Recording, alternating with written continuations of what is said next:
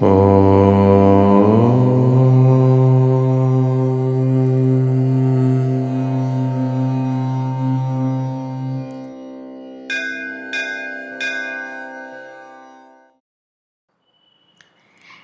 story. The story of Lord Sri Rama has inspired millions over the centuries. It is said that the first Ramayana, as the epic is called, was written by sage Valmiki in Sanskrit much before the incidents occurred. Valmiki was a contemporary of Rama, and when Sita Devi, his consort, was exiled by King Rama, she stayed at the ashram of sage Valmiki. The latest recension was done by Saint Tulsidas in Avadi, the language of the masses, in the 15th century. In the present interpretation of the epic, the main actors of the drama are personified by various attributes common to the human race. This interpretation could therefore command universal appeal. This is called Adhyatma or spiritual Ramayana, which explains the esotericism in the great epic.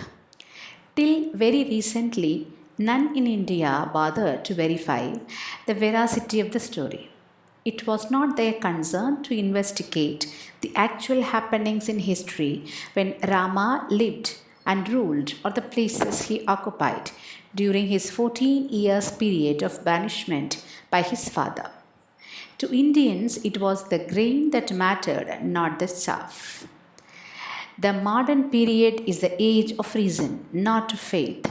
Faith in tradition, in the past, in epics, in authority, in parents, even in oneself. For everything, the modern generation clamors for proof, authenticity, and verification.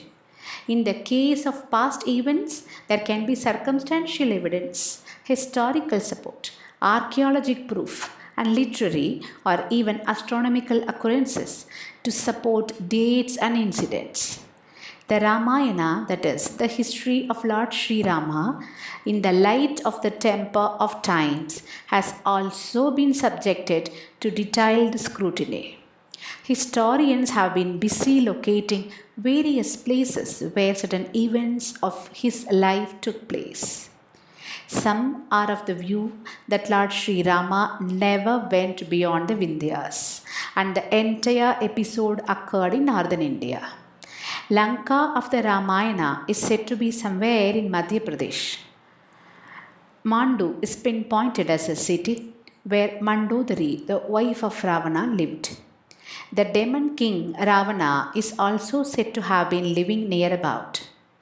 As evidences are cited, a huge brick mound known even today as Ravana Kursi or the seat of Ravana, a musical instrument played with a bow on strings popular in the region, is called Ravana Hatha. Panchavati is supposed to be situated near Nashik and authentically shown round to visitors as the place where Sita Devi lived with her husband and his brother Lakshmana for a part of the banishment period.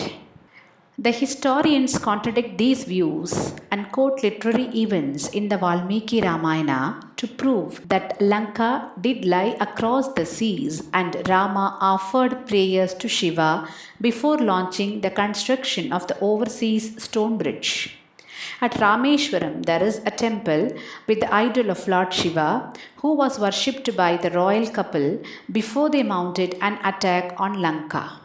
Since Rama's spouse Sita Devi was in the custody of Ravana, and the worship could not be performed without the wife being by his side, it is said that Ravana agreed to send Sita Devi for a short while so that the worship could be performed according to the rites laid down in the scriptures.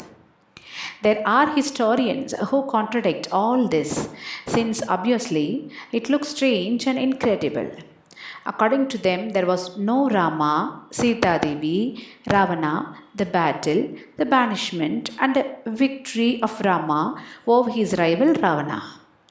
They say that the entire story is a tale told by elders from generation to generation, assuming the shape of history over the years. The story, like any other fiction, has been so much ingrained in the race, unconscious that by constant repetition over a few thousand years, people have started believing that it is a part of history, which is far from the truth. Be that as it may, we will not enter into an argument whether the story of Lord Sri Rama is a historical fact or otherwise. We would prefer to stick to the grain and start with the assumption that the story is basically true.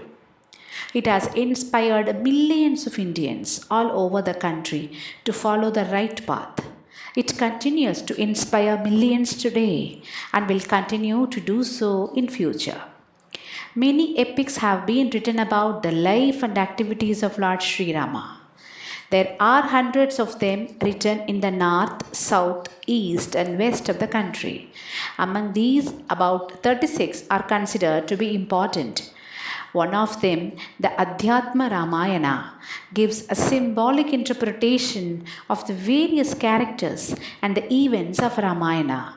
Since such an interpretation could be of universal significance, we would concentrate here in giving a brief outline of the symbolism. Before we do that, it would be better to be acquainted with the generally accepted story of Lord Sri Rama.